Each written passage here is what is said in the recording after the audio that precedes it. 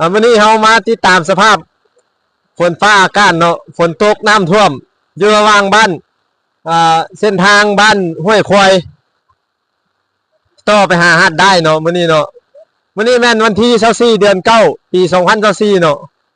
สภาพการวันนี้ฝนตกหนักเนาะ3 มื้อซ้อนแล้วเฮ็ดให้มีน้ำท่วมอยู่ทาง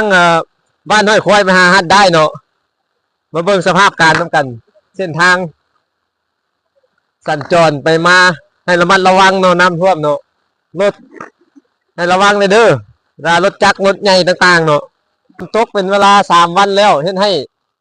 สภาพระดับน้ำของแม่น้ำพูนขึ้นเนาะเห็นให้แม่น้ำมีการเข้าท่วมเส้นทางระหว่างบ้านห้วยควายไปหาบ้านหัดได้เนาะสภาพการตอนนี้ระดับน้ำยังคงเพิ่มขึ้นเรื่อยๆเนาะแม่นตอนนี้แม่นระดับสภาพเส้นทางเนาะทางห้วยควายไปหาหัดได้ท่วมระดับน้ำสูงระยะประมาณเพียงแอวเนี่ยเนาะระหว่างกันให้เส้นทางการสัญจรได้คาดเนาะการไปมาให้ระมัดระวังเนี่ยเด้อผู้ใดที่เดินทางไปบ้านหัดได้หรือว่าหัดได้เข้ามา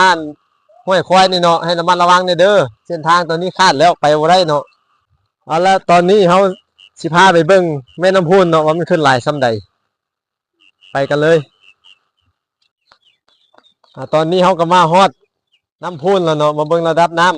ำตอนนี้ระดับน้ำกำลังเพิ่มขึ้นเรื่อยๆฝนกระตกบ่เซาเนาะตอนนี้มาเบิ่งสภาพการตอนนี้กระท่วมพอกเป็ดคอกไก่พ่อแม่ประชาชนแล้วส่วนหัวส่วนเขาอยู่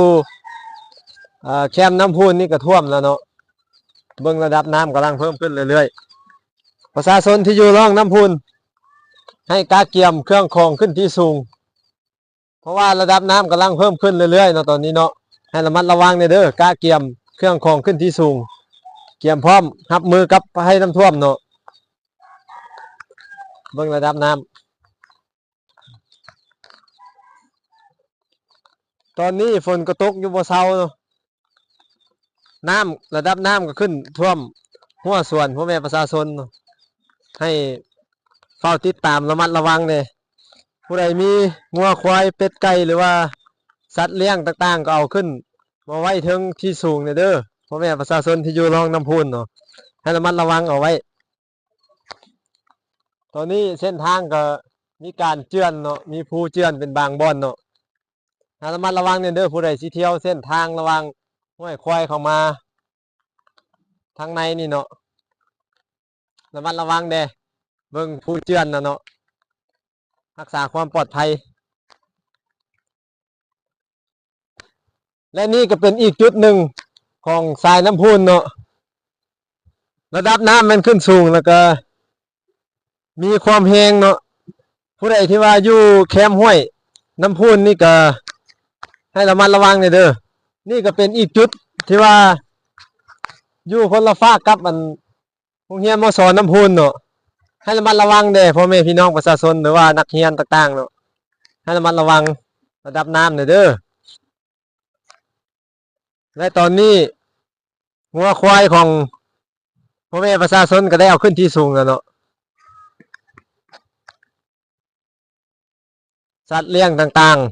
ๆระดับน้ำยังคงแห้งให้ระมัดระวังเด้เนาะพี่น้องที่อยู่ร่องน้ำพุนเนาะก็เกี่ยมติดตามสภาพน้ำไปน้ำกันนี่ก็เป็นอีกจุดหนึ่งของสายน้ำพุนเนาะอันนี้เป็นจุดระหว่างขัวอู้ไปหาบ้านสุวรรณภูมิเนาะระดับน้ำก็ขึ้นสูงพอสมควรและนั่นก็เป็นบ่อนที่ว่าระดับน้ำขึ้นสูงเนาะท่วมเฮือนประชาชนเนาะมาเบิ่งระดับน้ำทั้งไวและก็แห้งเนาะ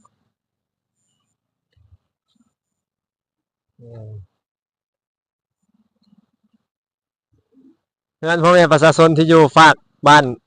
น้ำพูนก็ได้ท่วมเป็นบางส่วนเนาะประชาชนที่อยู่ทางแคมป์น้ำแคมป์ห้วย